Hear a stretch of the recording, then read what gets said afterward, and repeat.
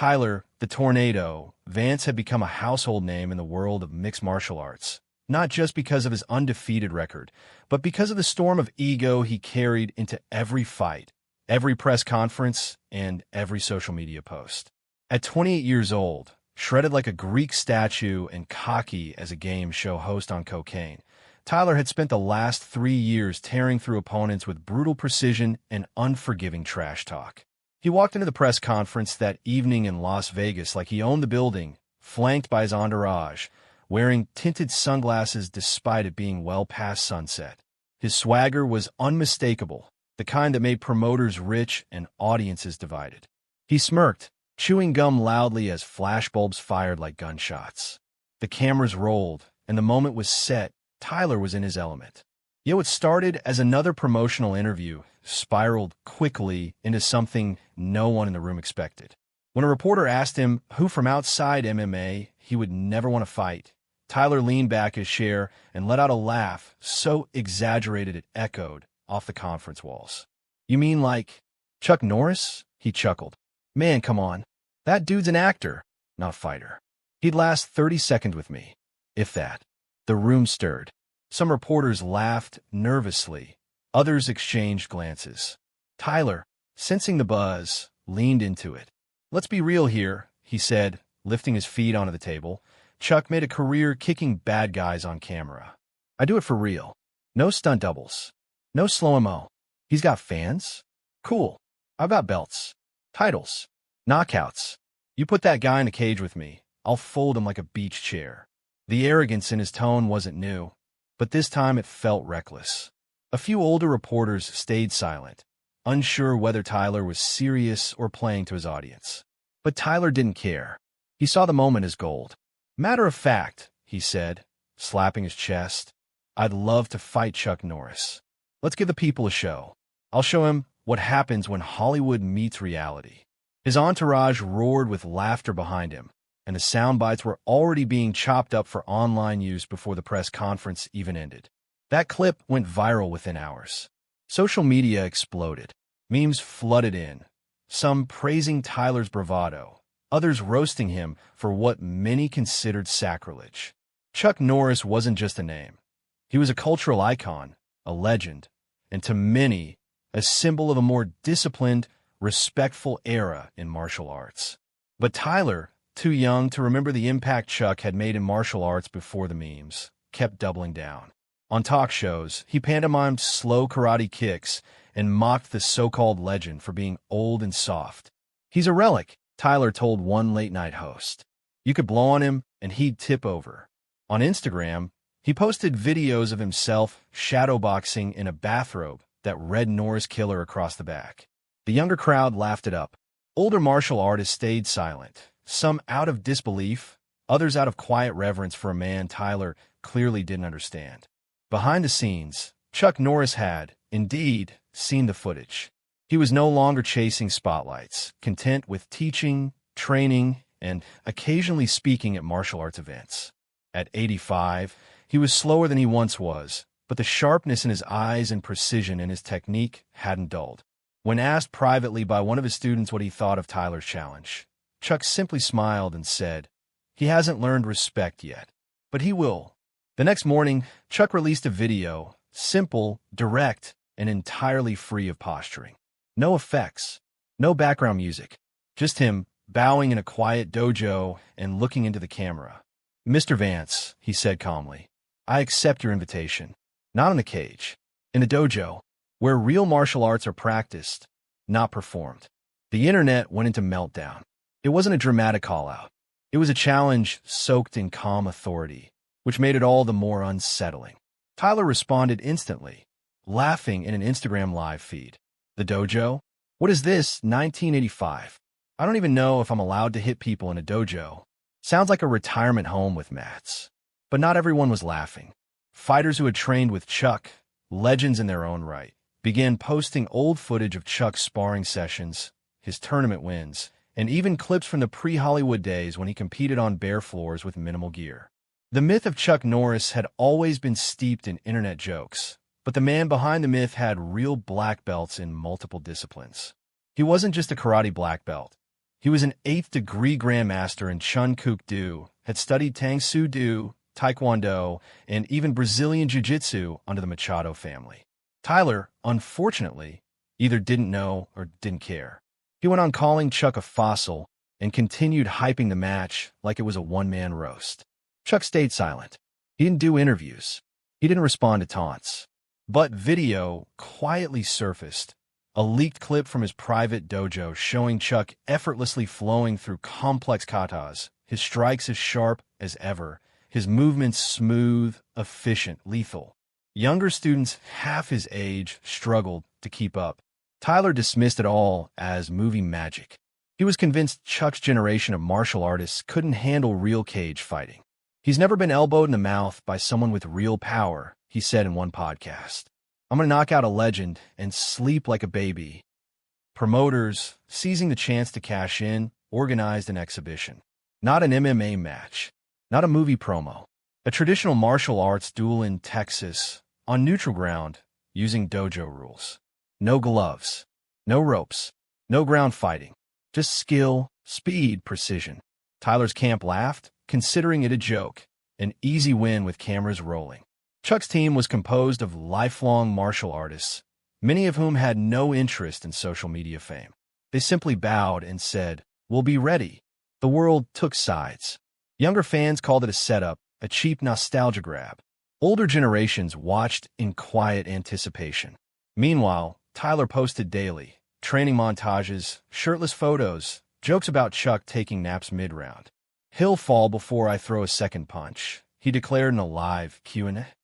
This is going to be historical for all the wrong reasons for him.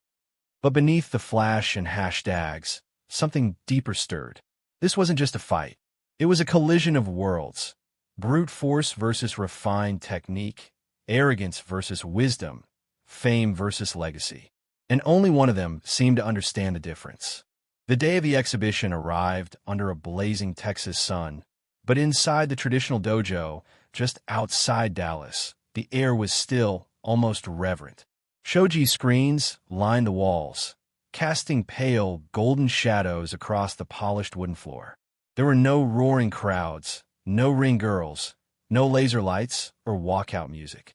Just the quiet presence of a dozen martial arts masters sitting cross-legged in white GI, watching in silence as the two opponents prepared. Tyler, the Tornado, Vance entered first, wearing a sleeveless rash guard and custom MMA shorts emblazoned with his logo, a clenched fist with tornado wind lines curling around it. His hands were taped, and his feet were bare, bouncing lightly as he shadowboxed. His crew flanked him, whispering jabs and last-minute confidence boosters, but even they looked a little out of place in the quiet sanctity of the dojo.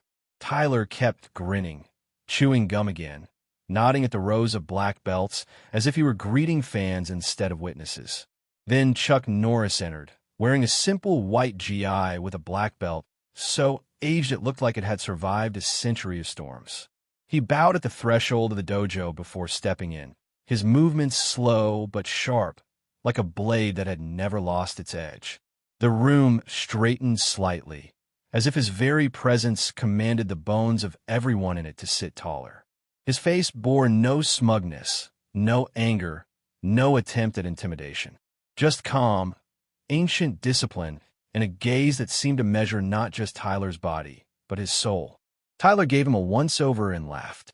"You didn't even bring gloves?" he asked. Chuck didn't respond. He bowed.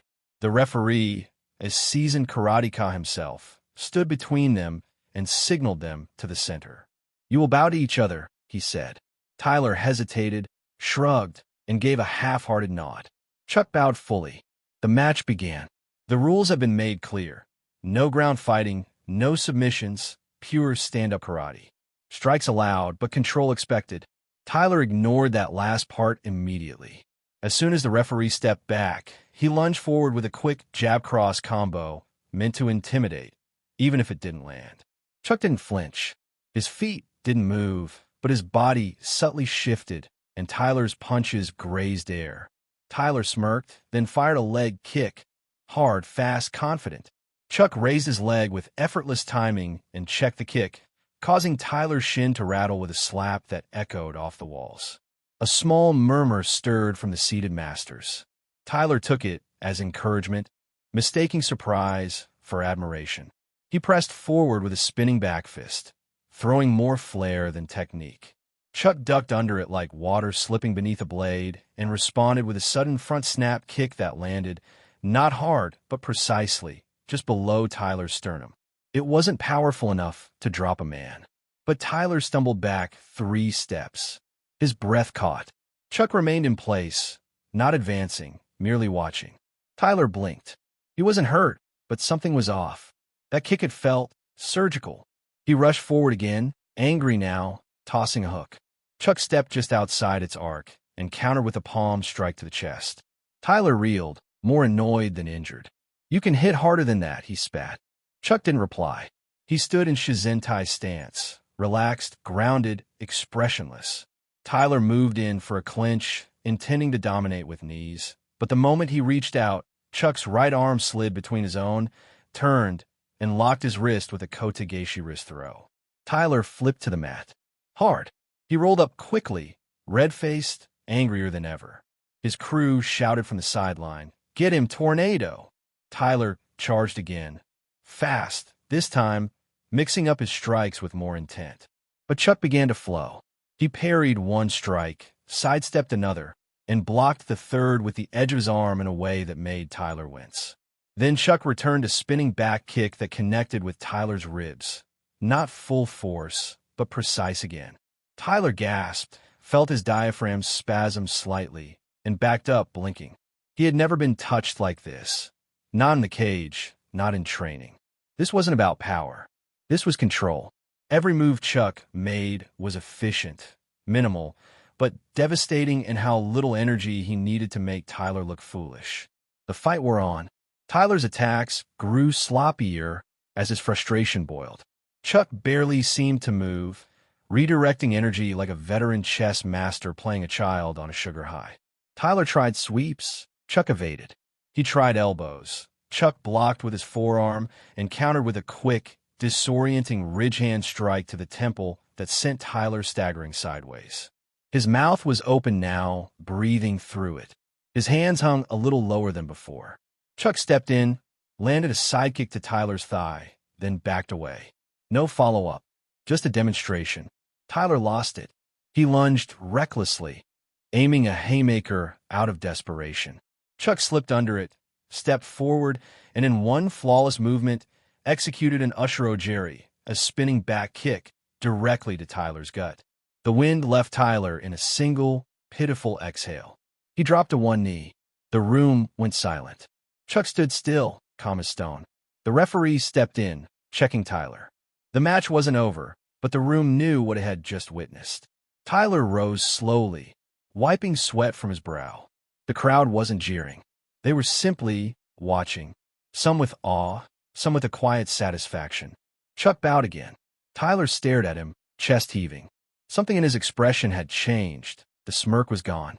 In its place, confusion, a hint of fear, and something dangerously close to respect. He circled Chuck, slower now, trying to figure him out. Chuck didn't chase. He waited, always waited.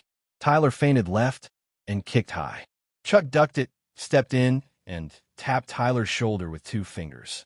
A soft strike, but spun Tyler sideways. The control of that moment was unmistakable. Chuck could have ended it. He didn't. By now, Tyler's legs felt heavy. His punches were wild. His mind, once so sure, was now clouded. Chuck advanced slowly for the first time, just 2 steps. Tyler backed up instinctively. Chuck paused. "Breathe," he said softly, the first word he'd spoken. Tyler hesitated. His lungs did as told. He stood straighter. But then Chuck came in, not with a flurry, but a calm sequence of strikes. A low front kick, a ridge hand, a quick spinning crescent that missed by an inch, but forced Tyler off balance. Tyler stumbled. Chuck did not strike again. He stepped back. "Enough," the referee said. Control was maintained. The lesson is complete. Tyler stood there, fists half raised, blinking. He wasn't sure what had just happened. He hadn't been knocked out, hadn't been beaten bloody, but he had been dismantled. Methodically, surgically, without anger or malice. Just skill. Chuck bowed one last time. Tyler, with a long, shaky breath, bowed back, slower but deeper than before. His camp remained silent. No cheers, no insults, just realization. The lesson was indeed complete. Outside, the sky had begun to darken, the wind rising softly through the Texas hills. Chuck disappeared quietly into the back of the dojo, leaving no fanfare in his wake. Tyler sat alone on the wooden floor, unwrapping his hand wraps slowly, staring at nothing in particular. For the first time in his career, the storm had passed, and he wasn't the one who caused it. 3 days after the match, Tyler Vance sat alone on the porch of a ranch house he'd rented in rural Texas, his phone silent for the first time in years. There were no new fight offers, no endorsement deals flooding his inbox. His team, always buzzing with ideas, had grown quiet. The dojo match hadn't been a fight in the traditional sense. No blood, no brutality, no knockouts. But somehow it had changed everything. Not just in how people viewed Chuck Norris, but how they viewed Tyler. The internet, once his playground, had turned into a mirror. Clips of the match circulated globally, not just on sports channels, but in martial arts forums, philosophy blogs, and even academic articles. The commentary wasn't cruel, but it was clear Tyler had been outclassed by something he didn't understand. There was one clip, just 12 seconds long, that kept being reposted. Chuck evading a furious flurry of Tyler's punches, countering with a single open hand strike to the chest, then stepping back, perfectly composed. The caption beneath most posts read, "Power isn't dominance. Power is control." Tyler had watched that video a dozen times, replaying it like a bad dream. Not because it humiliated him, but because it showed him what had been missing in everything he thought he knew about fighting. His body still ached in strange places, not from damage, but from tension, from the way his muscles had tightened under pressure he hadn't seen coming. Chuck hadn't hurt him, but Chuck had exposed him. The dojo was quiet when Tyler returned, alone, without fanfare or cameras. He stood barefoot outside, unsure if he'd even be allowed in. But the sliding door opened, and an older student greeted him with a bow. No one spoke. They simply motioned him to remove his shoes and enter. Inside, the same space that had swallowed him days earlier now felt different, like a temple instead of a trap. Tyler bowed, this time more slowly, then sat at the edge of the mat, watching a class in progress. Children practiced forms under the watchful eye of a middle-aged instructor. No shouting, no heavy music, no bravado.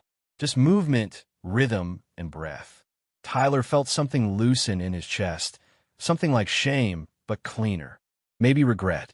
Chuck entered quietly halfway through the session, dressed again in a plain white GI. His presence filled the room with weightless gravity. The instructor halted the class and bowed. Chuck returned the gesture, then looked at Tyler with a slight nod. Not smug, not condescending. Just acknowledgement. After class, as the children left, Tyler approached. "I want to understand what happened," he said. Chuck gestured for him to sit. They talked, not about strikes or techniques, but about mindset. Chuck spoke not as a warrior, but as a teacher. "You fight like a storm," he said. "Fast, chaotic, hard to predict. But storms are loud because they're unstable. True martial arts is quiet, because it doesn't have to prove anything." Tyler listened. He didn't argue.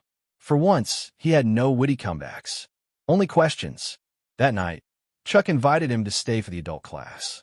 No special treatment. Tyler trained in silence alongside local students, middle-aged engineers, college kids, single moms. They weren't elite athletes, but they moved with purpose, with humility. Every bow, every breath, every kata felt like a kind of cleansing ritual. Tyler stumbled. His techniques were sloppy in comparison. His body wanted to explode with power, but the class required control. Centering. Awareness. Chuck corrected him only once, during a basic middle block. "Don't force the movement," he said. "Feel it." It sounded like something out of a movie, but when Tyler relaxed and tried again, the block landed smoother. Sharper. Real. Weeks passed. Tyler canceled his next MMA fight. Fans speculated that he was injured. Rumors flew. But Tyler stayed quiet, staying in Texas and training at the dojo every day. He swept floors after class. He fetched towels. He started showing up early and staying late. Slowly, the other students stopped looking at him as that cocky fighter from TV and started nodding to him like a peer. He learned to tie his GI correctly. He learned to bow with his eyes down, not from weakness, but respect. Chuck didn't praise him. He didn't criticize him either. He just taught. One evening, during sparring drills, Tyler paired with an older man who moved slowly but struck with impeccable precision. Tyler found himself breathing in rhythm, feeling his opponent's movements before reacting. When the round ended, the man bowed and said, "You're starting to listen with your body." Tyler felt something shift inside him, something he couldn't name. Not a victory, not even pride, just clarity. Later that week, Chuck invited him for tea after class. They sat on the dojo porch, overlooking the Texas plains. Chuck poured without speaking. Then he asked, "Why do you fight?" Tyler paused. The old answers rose automatically. Money, fame, glory, but he didn't say them. Not anymore. Finally, he replied, "I used to fight to prove I was better than other people. Now I think. I want to know how to master myself." Chuck nodded. "Then you started learning." News outlets eventually tracked Tyler down. One interviewer asked if he'd been embarrassed by what happened with Chuck. Tyler surprised them all by saying, "It was the best loss I've ever taken. Because it wasn't about losing. It was about waking up." He declined offers to turn the dojo experience into a reality show. He refused branding deals that wanted to turn his humility into a marketing gimmick. "It's not for sale," he said. Months later, Tyler returned to the cage. The crowd was skeptical. Was this a rebranding? A trick? But the man who stepped into the octagon was changed. No trash talk. No chest thumping. Just a calm bow to his opponent and to the referee. He fought like water, precise, controlled, devastating when necessary. And when he won by decision, he didn't scream. He bowed, then walked away. In post-fight interviews, he didn't mention Chuck. He didn't need to, but martial artists around the world knew. His footwork had changed. His timing had changed. His spirit had changed. He'd found something rare, not just in Chuck Norris, but in what Chuck represented, the soul of martial arts. A month later, Tyler posted one photo on his social media, a shot of his newly earned karate GI folded neatly beside a white belt. The caption read, "Day 1. Chuck, thousands of miles away teaching a seminar in Kyoto, smiled when someone showed him the post. He finally stopped fighting the world," he said. "Now he can begin."